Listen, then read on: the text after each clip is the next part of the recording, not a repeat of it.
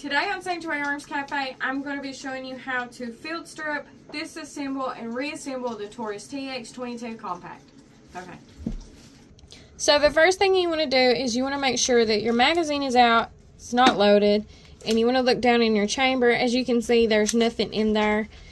And what we're going to do is we're going to go ahead and keep it pointed in a safe direction. We're going to let that trigger go. And then what we're going to do is you pull back on the slide just a little bit, and these two buttons right here is what you want to pull down. So you pull back on your slide just a little bit. I've never done this one before. Push forward a little bit, and then we did it. Look at that. And when you have it apart, this one's not very dirty. It's not had many rounds run through it yet, but the next video we do will be showing how to clean this. And so I'm going to reassemble it. So you just want to make sure everything's lined back up. Oh, we did. And that's how you disassemble and reassemble the Taurus TX22 compact.